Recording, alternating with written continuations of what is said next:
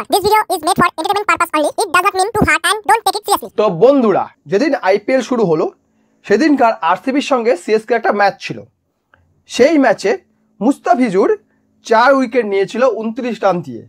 এটা দেখার পর বহু বাংলাদেশি বহু লাফালাফি করছিল, ভাই মুস্তাফিজুর হলো আইপিএলের বেস্ট প্লেয়ার।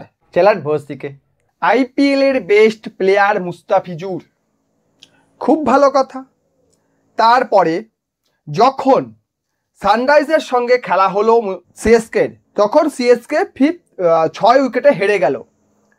আর ওই ম্যাচটাতে মুস্তাফিজুর ছিল না।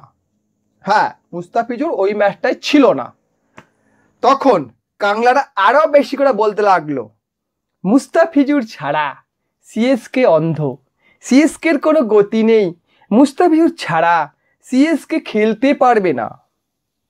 আর রিসেন্ট যে ম্যাচটা হলো পাঞ্জাবের সঙ্গে, পাঞ্জাবের ম্যাচ শুরু হওয়ার আগে যখন মুস্তাফিজুর মির্জাফরের মতো চলে গেল, তার দেশে ফিরে গেল, কারণ সে জানে আমার অবস্থা খারাপ, এখানে আমি আর টিকতে পারবো না, তাই টাটা বাই বাই করে বেরিয়ে যাওয়াই ভালো। তাই সে বেরিয়ে গেল। তখন আবার সেই কাংড়া একটা কথাই বলল, সেই একই কথা রিপিট করছে, মুস্তাফিজুরকে ছাড়া সিএসকে টিম সাজাতে হিমশিম খাচ্ছে। আবে গান্ডু, কত বড় গাধার দেশ আর তার তত বড় গাধার বাচ্চা। পাঞ্জাবের সঙ্গে সিএসকে 28 রানে জিতে গেছে। এখন যদি বলি মুস্তাফিজুরের আইপিএল এর টোটাল ম্যাচ হচ্ছে 57, উইকেট 61, এভারেজ রয়েছে 28.9, ইকোনমি রয়েছে 8.14। আর এবারে আইপিএল এর কথা বললে টোটাল ম্যাচ হচ্ছে 9, উইকেট রয়েছে 14, মানে বেস্ট আইপিএল এটা। প্রথম আইপিএলে ছিল 16 ম্যাচে 16টা উইকেট, এই আইপিএলে 9 ম্যাচে 14 উইকেট, এবারে রয়েছে 22.7, ইকোনমি রয়েছে 9.3। এবারেই বুঝুন, ইকোনমি 9.3, অলমোস্ট 10 রানস প্রতি ওভার। এই হচ্ছে মুস্তাফিজুরের অবস্থা। এখন কাংলারা কি বলছে, মুস্তাফিজুর ছাড়া সিএসকে নাকি অচল। হ্যাঁ রে কাংলু, কত নম্বর গাঁজা খাস? তোদের গাঁজাটা এত ফ্রেশ কি করে হয় যে এত নেশা হয়? মুস্তাফিজুর ছাড়া আইপিএল চলবে না। হ্যাঁ, 2016 সালের আগে আইপিএল চলতো না? মুস্তাফিজুর কটা আইপিএল খেলেছে ভাই? 16 খেলেছে, 17 খেলেছে, 18 ঠিক করে খেলেনি, 17 ঠিক করে খেলেনি, 18 ঠিক করে 19, 20 বাদ, 21, 22, এই তো অবস্থা আইপিএলের। আর 24-এ তো এই আইপিএল 57টা ম্যাচ মাত্র খেলেছে। একটা সিনে কটা ম্যাচ হয় জানিস? তো মুস্তাফিজুর ছাড়া আইপিএল মিসিং হবে, আইপিএল চলবে না।